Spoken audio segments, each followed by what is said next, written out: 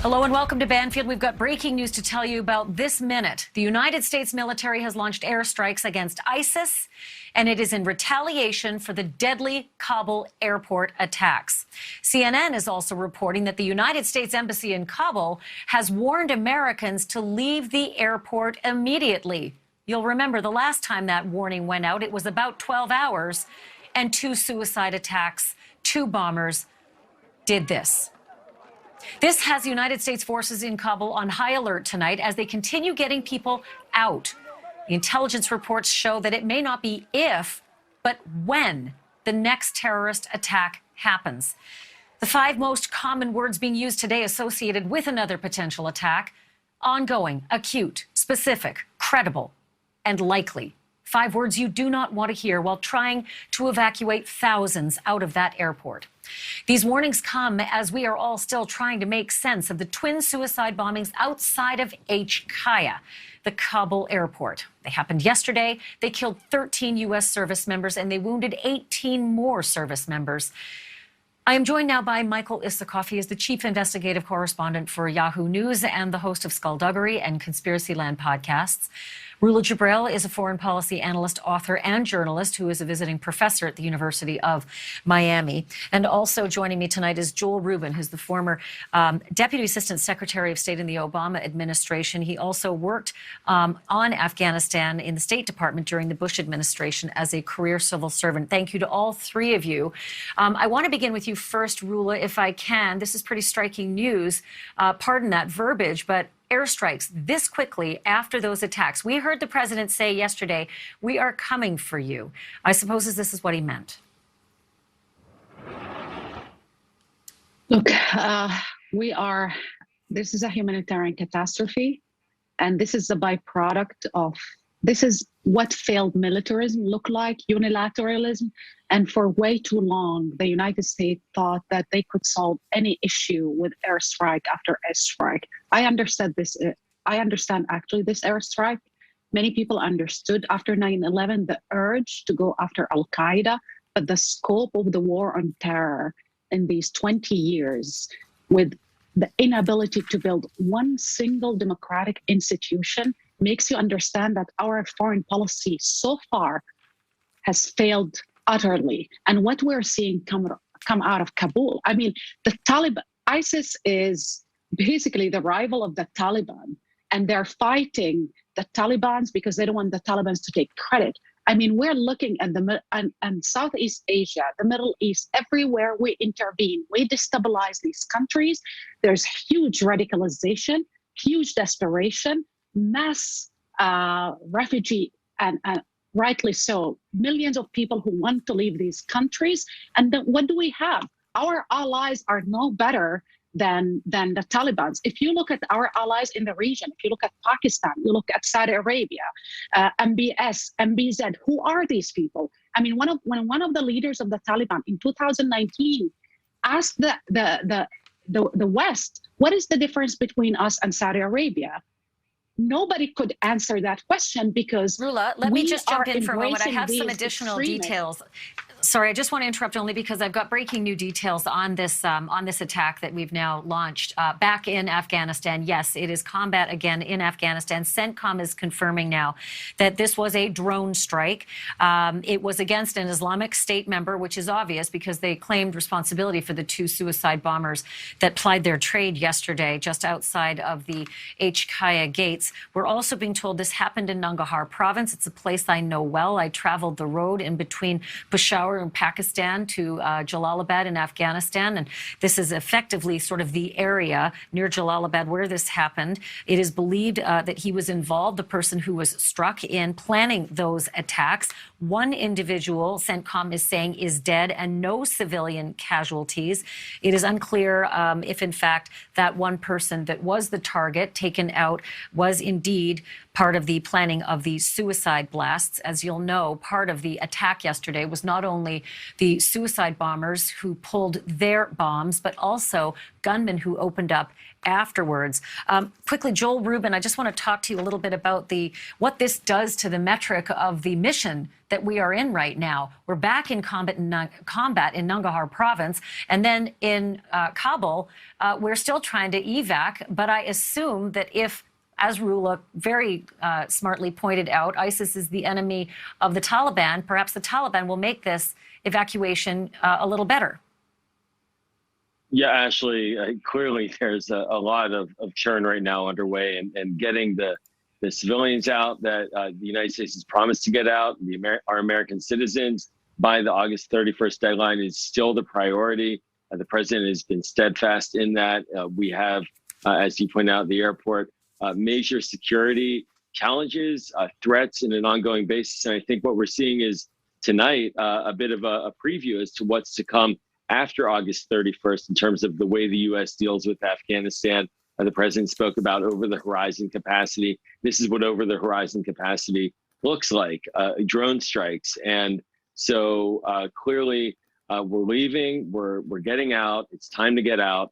It's deeply disheartening for those of us who've watched this for a number of years to watch how the chaos is unfolding. Ashraf Ghani, the Afghan government, really fled in the last minute, allowed their country to collapse. In many ways, the Biden administration was looking for this government to sustain itself, at least for a while, to see if it could be stable. Well, that collapsed, and with it, our hopes for a withdrawal and a departure that would not have been as chaotic as this one. But certainly, I think operationally, we're looking at a day after we leave type of scenario tonight. We're looking at that potentially being the way the U.S. engages militarily going forward. Michael Isikoff, weigh in on this. That is quite a banner, the United States launching drone strike on ISIS. We saw those banners with regard to Syria and Iraq. We didn't see them very often with regard to Afghanistan. But is this what you expect, exactly as Joel just said? This is a preview of what's to come after the 31st? Absolutely. This is what our engagement with Afghanistan is going to be after next Tuesday. It's going to be drone strikes, special forces operations, and other military operations, not at the scale we've been in, but to try to make them as pinpoint and retaliatory as is necessary. Look, if the intelligence that you cited at the top of the show is correct, and we are looking at a potential another attack in the next day or so, or before U.S. troops leave, there will almost certainly have to be a drone strike that follows it.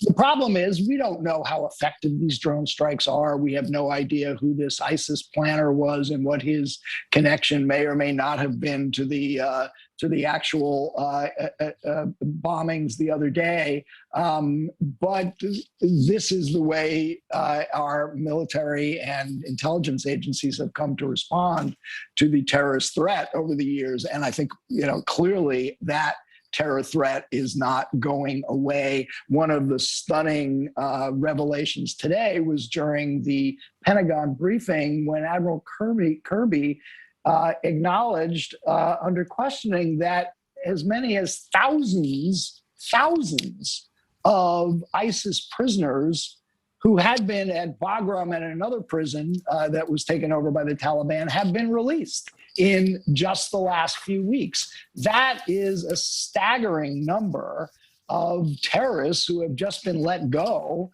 who mean us harm and can be fully expected to engage in the kind of strikes that we saw the other day.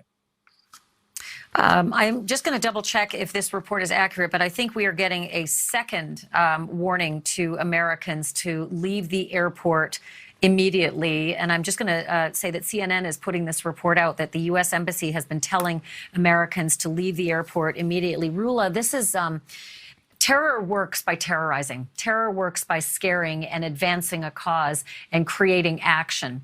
Whether this drone strike took out the planner or not, the effective action of doing what they did and causing these panic warnings is exactly what ISIS wanted, to completely screw with this evacuation and make the Taliban and the Americans flustered, to say the very least. I mean, the fact that 20 years after, this is the macabre end of the US war on terror. And the fact that we're still asking the same questions over and again, that means that there's no policy, there's no strategy. We're running after a phenomena that we don't understand yet. And we continue to ignore the root causes of this big phenomena that has been increasing, not decreasing. And in fairness, the only people that can make us understand, with all due respect to every analyst in Washington, D.C., whoever looked at Southeast Asia and the Middle East, the war on terror, through the prism of Washington and New York, and they've been over and again proven wrong. We need to understand that those refugees that people wonder what to do with them, they might be actually the people who will save us and give us the know-how and the knowledge and the information and the detail and the data about how to fight once we're out of all of that area, once we are out of Afghanistan, once we are left in the hands of, or actually left to the mercy of Pakistan, Qatar, and other people who are talking to the Taliban, whether it's China, Russia, Iran, and we are maybe the people who are we are wondering if they're national security threat or invaders, or we're dumping on them all kind of racist rhetoric. Those people can actually help us prevent further terrorist attacks, whether in the United States or in any NATO states. Okay, Joel Rubin, jump in with me on here. The fact that this happened in Nangarhar province, that might not mean a lot to Americans, but the significance of Nangarhar, that is where Jalalabad is located. That is where bin Laden's last stand was. That is where one of bin Laden's most significant training camps was. And that is where he escaped to over the White Mountains to Pakistan from. And now here we are, Americans in that same vicinity, doing a drone strike, not on bin Laden and his camp, the aftermath of which I actually witnessed myself, but on one guy, one ISIS member. Walk me through just the unbelievable reality of this 20 years later.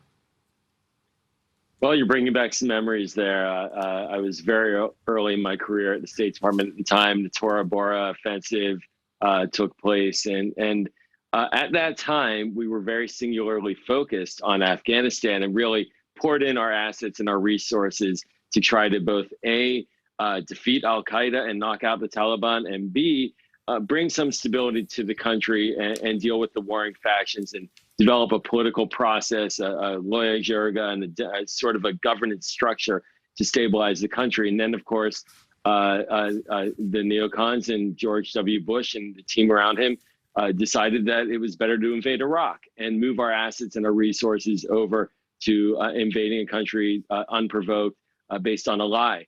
And that really set us in motion to the disaster of the last 2 decades in terms of our failure to really take a position on Afghanistan that worked.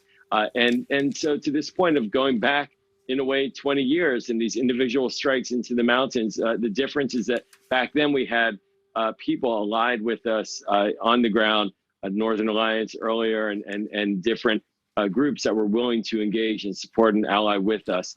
That clearly is not identical, but there are still rumblings of that interest in Afghanistan in certain parts, but it really is humbling. I think that's the word that comes most to mind, to see us in a dynamic that very much reflects the beginning of our military engagement 20 years ago in Afghanistan. It's so humbling. It's so humbling. And just Michael Isikoff, comment on this, that I'm only going to reiterate that, when Joel talks about Tora Bora, I was there when I'm assuming bombers came in. We couldn't see them. It was pitch black. They dropped daisy cutters. The ground shook. I was within 1 mile of this encampment that we witnessed afterwards. It was completely blown to smithereens, several football fields worth. There we were dropping daisy cutters 20 years ago in Tora Bora, and here we are tonight dropping a drone strike against one man, a man they say was an ISIS planner, ISIS-K. It just seems all too bizarre that we are running from the Taliban and bombing ISIS at the same time. Yes, and also I'll also point out that the son of Ahmed Massoud, the Northern Alliance leader who was assassinated on the eve of September 11th, is now back in Panjshir in the north, forming a resistance to the Taliban. So this war will continue. It will look more like the war that was going on before we engaged 20 years ago, but it is going to be a war. The drone strikes are another indication that, this will be a battlefield for American counterterror officials. And, just remember, in a few weeks, we're going to be commemorating the 20th anniversary of September 11th. And it's just hard to imagine how that is going to play out, especially for the families of the victims of 9/11, to see as they commemorate that horrible day, the Taliban allies of al-Qaeda back in power in Afghanistan and ISIS running loose. It is astounding, to say the very least, all of it.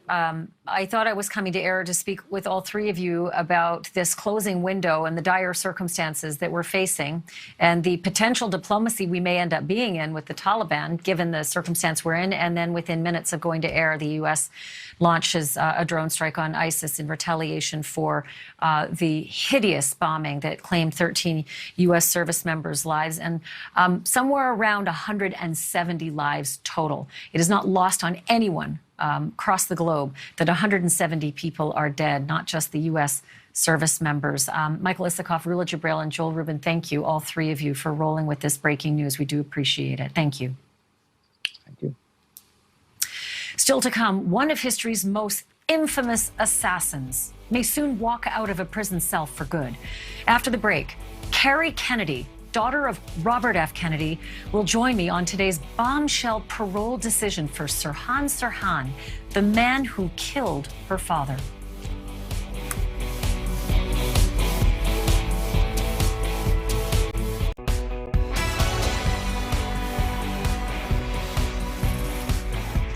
Now to a huge story, 53 years in the making, from an era where turmoil/pain/division in our society, I dare say, was greater than what we're living through right now.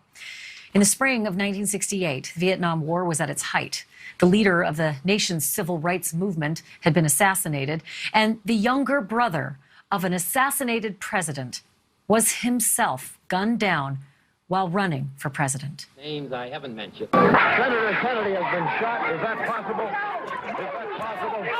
It could. Is it possible, ladies and gentlemen? It is possible. He has. Not only Senator Kennedy. Oh my God. Senator Kennedy has been shot. And another man, a Kennedy campaign manager. If you know nothing of those times at all, you still know the name of Robert F. Kennedy's assassin, Sirhan Sirhan. He was 24 years old, a Jordanian national, when he shot Robert F. Kennedy and 5 other people in the kitchen of the Ambassador Hotel in Los Angeles. All but Kennedy survived. Sirhan Sirhan never denied the guilt and was sentenced to death. But in 1972, California abolished capital punishment, and so he has lived as a prisoner for the past half-century plus. And he still may die as a prisoner. But today, for the first time in 16 attempts, Sirhan Sirhan got the decision that he was hoping for from a California parole board. No prosecutor was in the room. They did not appear before the board to oppose this request to be let out. That is also a first in Sirhan's case. And 2 of Robert F. Kennedy's sons urged the members to grant parole. Others in the family are on record firmly against it. It is not a firmly done deal, however. The final decision rests with California's governor, who is A, facing a recall election in less than a month from now, and B, has called Bobby Kennedy his hero. And now let me welcome my very special guest tonight. Carrie Kennedy is the 7th child and 3rd daughter of Robert F. Kennedy and Ethel Kennedy. Carrie, by my math, I think you were just 8 years old when your dad died. Thank you so much for being here. I just wanted to get your thoughts on this extraordinary development. Yeah, all of us in our family and so many friends of my dad and And all of us are shocked, horrified, scared, and just really cannot understand how this parole board would let something like this happen. You know, he thought about it in advance. He killed my father in cold blood next to my mother, who was pregnant with my little sister, Rory. There were a gazillion witnesses. You got to stop showing that. You have to stop showing that. You can't have me on and show that film, please. Well, Stop. I'll ask the Thank control you. room to take that down. I apologize. Yeah, thank you. I do apologize, appreciate. Carrie. Yeah, I mean, please. This is raw. but I mean, you this can is imagine extraordinarily this. raw. I mean, just think about this. Just think about over 50 years of watching that again and again and again, of this forced PTSD. I'm never knowing Tell when me you're going to how- see it. And then they say it wasn't, what was it? It wasn't heinous enough. It didn't rob 11 children enough of their father. It didn't rob our country enough of this great leader who sought only to heal us. And look at what's happened to our country as a result. And then they say it's okay. Let him go. I don't understand it. So And I can tell there you, is, I'm going to fight this with everything I've got, and so are my siblings.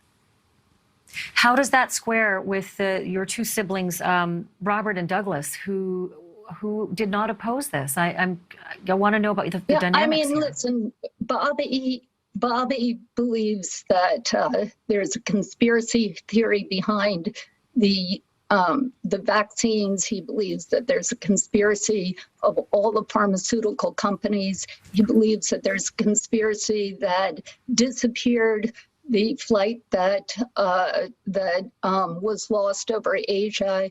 He believes there's a conspiracy theory about my Uncle Jack's death. I mean, just find one and he'll go out and promote it. And he's been banned from Instagram and Facebook and Twitter because of his promoting these absolute untruths again and again and again. So why in the world anyone would take him seriously is just beyond comprehension. And my brother Douglas, I haven't seen his statement, but what I understand, he talked about the importance of compassion and forgiveness and love. And, we're all for compassion and forgiveness and love. But even if you have a puppy that goes into your shoe closet and chews up your shoes, you forgive it. But you don't let him back in the shoe closet.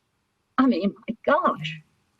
So Douglas, I'm just getting the reporting myself. Douglas said, I'm overwhelmed just by being able to see Mr. Sirhan face to face. I think I've lived my life both in fear of him and his name in one way or another. And I'm grateful today to see him as a human being worthy of compassion and love. There are still two more levels through which Sirhan Sirhan must clear in order to actually gain freedom. One is the further review by the full board.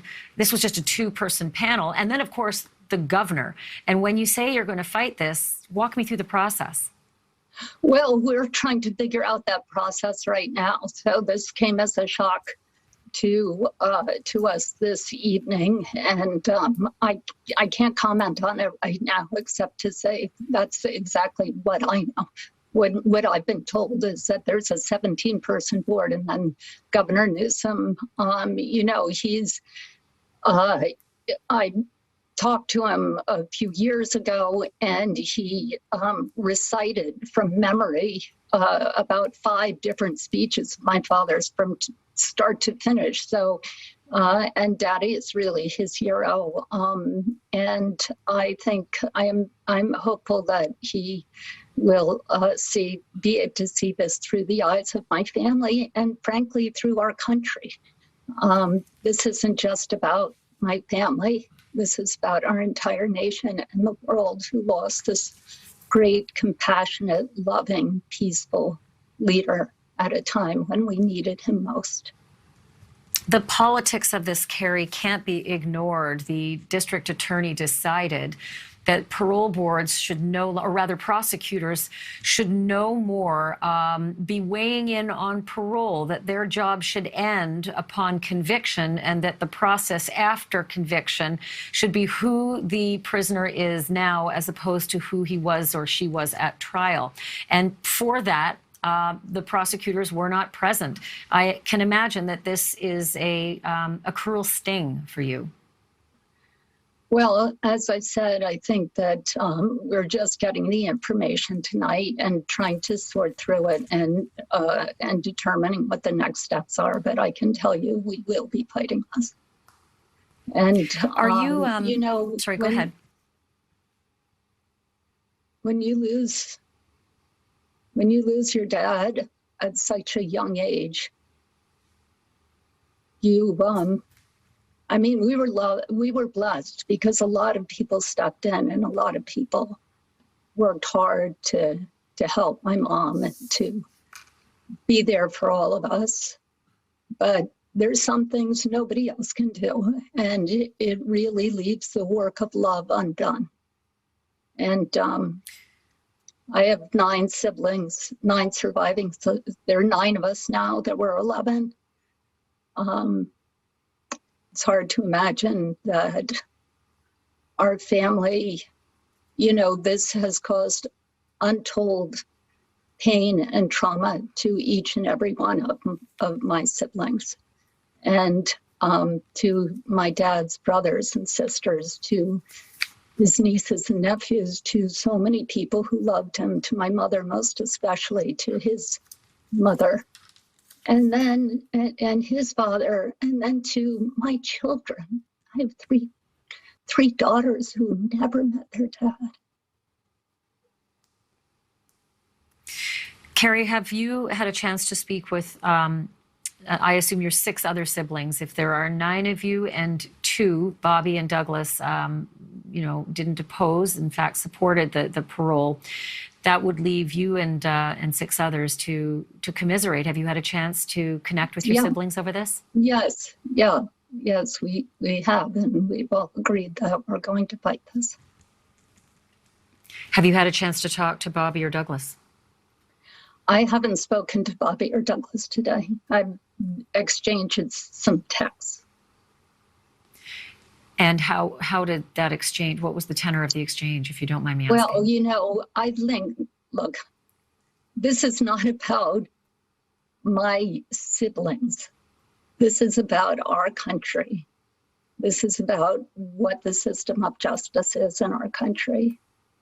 And it's about what happened at the parole board today. So let's focus on that issue and what happens next. It is slightly astounding, I think, for a lot of our viewers to even think that this was a possibility, given the fact that Sirhan Sirhan was condemned to die for this murder. But for, you know, overturning the death penalty in California, he was then commuted to life, you know, a life sentence, but not life without the possibility of parole, which is so frequently what the step down from a death penalty is. Why is that? Why was he given life, but not life without the possibility of parole? You know, I can't answer that. This is just so extraordinarily painful to me and to all of us. It's just not something that I've spent a lot of time focusing on. It's just too hard. And as you pointed out, he was up for parole 16 times. 16 times. You know, people are saying, well, why didn't more of you guys weigh in? Now, none of us had any idea that this is even vaguely a possibility. I mean, no clue. Who would have thought that after 16 times, oh yeah, you better let them know. You better weigh in. You better show up. If we had known, we would have.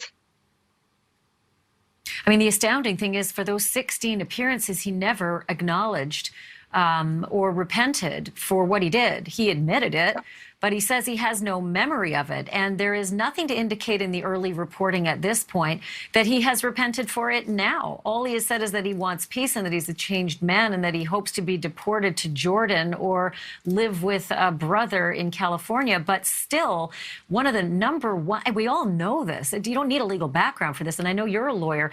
We all know that one of the major tenets of being granted parole is accommodating for what you've done, acknowledging what you've done, contrition, that sort of thing. That didn't happen. From what we're gathering, that didn't happen. And so it's all the more confounding.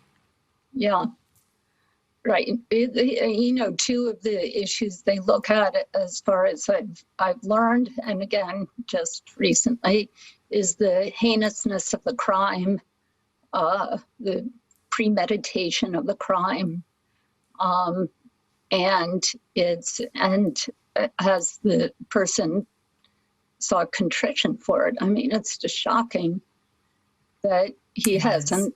It's not that he denies having done it, or maybe he does. I'm frankly not clear on that. I've heard it both ways, but not to say it was terrible, and not to say I'm sorry, not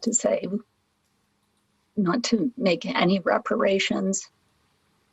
I think that's not what restorative justice is all about. Yeah, we often refer in my line of work to prosecutors being the advocates of the victims, the lawyers for the victims in these crimes. And those prosecutors were your advocates, and they were not there due to a change in the law in California. I think that's probably going to end up being heavily scrutinized after this. I don't think it's a law. I think it's a policy by the current DA. So that's a policy that can be changed. That will, without question, get a number of sets of eyes on it after this. Carrie, I am so sorry to meet you in this circumstance, and I am so sorry that this has happened to your family. And I hope you'll allow us to follow this process with you as you continue your fight. Thank you. Thanks so much, Ashley. And good night. Thank you. Good night. Carrie Kennedy joining us live tonight on this extraordinary news. Sirhan Sirhan, after 16 refusals, 16 different parole hearings, the last one in 2016, 5 years ago. This one, they finally said yes. I want to reiterate, there is still two more steps in this process. Number one, the full parole board has to make its decision as well. It could end there. And then number two, Governor Gavin Newsom, again, who's facing a recall election. He also has to put his imprimatur on it. A man who, as Carrie just said, considered RFK his hero. Continue to watch this space. In the meantime, I want to reiterate another part of our breaking news tonight, and that is that CENTCOM is making a pretty bold declaration about who the United States government just killed in Afghanistan with the drone strike. They're also saying exactly what they think about the person that they killed. All of this in retaliation for that horrendous double set of suicide bombings at HKIA yesterday. Also tonight in our Policing in America segment, we have a very big difference because our friend Deputy James Craigmile is himself an Afghan vet, so this is personal to him. He was sent to Afghanistan in the initial days of Operation Enduring Freedom. He's going to weigh in with his thoughts about where we are with what's happening in these closing window for rescue and what his last 20 years have meant.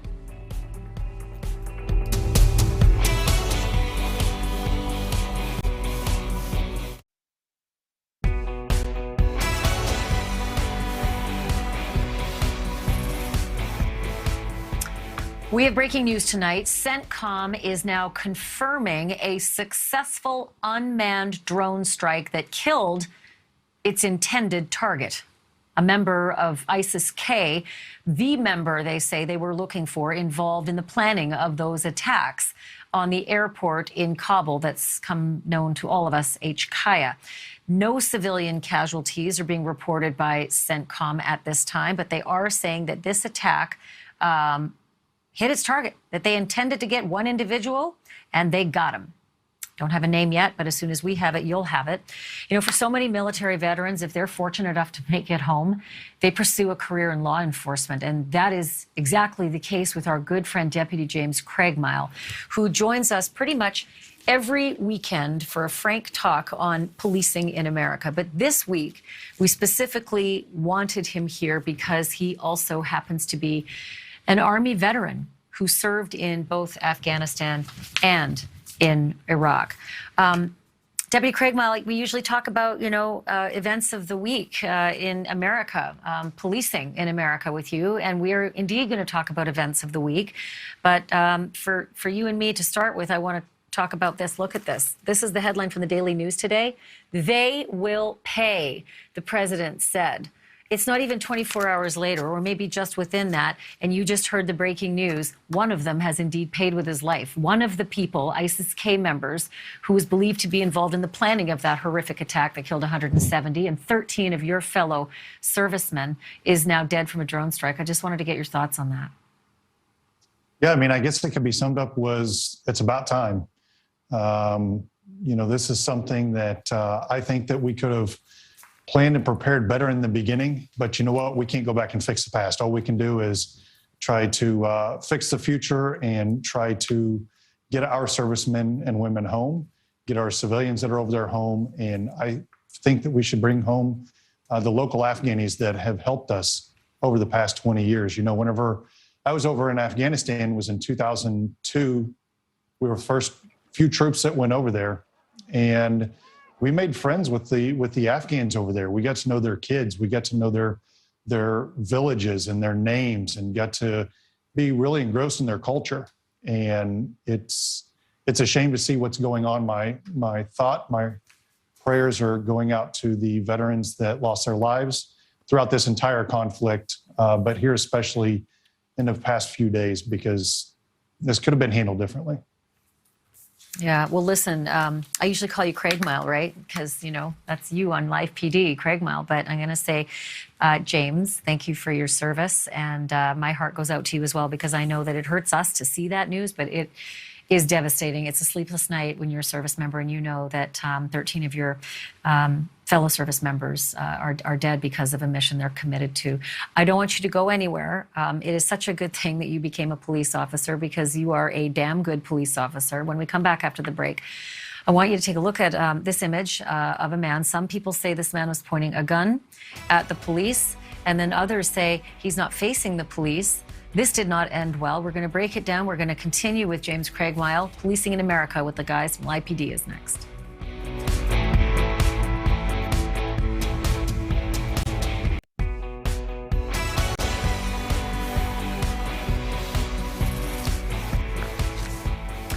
Back now with Deputy James Craig Mile, and joining us for tonight's edition of Policing in America, where we get the perspective from behind the shield, is Sheriff Mike Chitwood of Volusia County, Florida, and former homicide detective with the NYPD, Dr. Alfred Titus, who is now a criminal justice professor at John Jay College, so he knows a thing or two. All right, gentlemen, I'm going to take you right away to San Diego, where a foot chase with fatal consequences has those who have viewed the body cam really divided. I have to be honest. Some say textbook use of force. Others say, no, a man had given up and was shot in the back by police. So we're going to let you be the judge. What we do know is this. The 22-year-old suspect was believed to have been involved in 2 shootings just prior to where we pick up the helicopter and the body cam footage. I do want to give out this warning to our viewers, though, that it might be disturbing for some of you to see. Units are behind them, still running northbound in the parking lot to the fast food restaurant. Can't get to any of it now. So here for the northbound in the parking lot. Don't move! Get on the ground! Get on the ground! Drop the gun! Get on the ground! Drop the gun! Drop the gun! Don't point it at me! Drop the gun!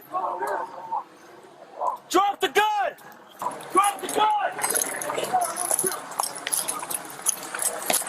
Drop the gun now! Okay, so that's how it ended. Sheriff Chitwood, no one out there has the benefit of slowing down and freezing an image and figuring out, okay, what should we do now?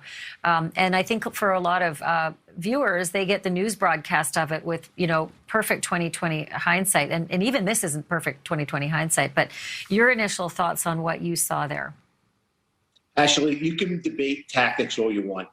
Back in the early 90s, I chased a guy in a foot chase who opened fire on me, running away, firing from under his arm. And in 2018, as a sheriff, chasing a carjacking suspect, the suspect fired over his shoulder, running away, and struck one of my deputies in the head. You're being chased by a helicopter. You're being chased on foot. You refuse to drop that firearm. If you think for a minute that a law enforcement officer cannot be killed by somebody in that position firing back, you're sadly mistaken. Yeah, again, I don't even like to call it Monday morning quarterbacking because this is serious. Man lost his life. So, Dr. Titus, what do you think when you see that video? Well, I see a very long foot chase with a suspect who has had multiple opportunities to drop his weapon and surrender. When he finally is at the end of where he can run, he is indeed pointing the gun at the officer, and the officer did what needed to be done. Unfortunately, when individuals do not initially surrender to police, the situation can go bad. And although this is not a situation that went bad because the officers saved their own lives, I think it was a good shoot. I don't see a problem here. Okay, we're going to take a quick break and be back right after this, but don't go away because I have just a little bit more Policing in America after this.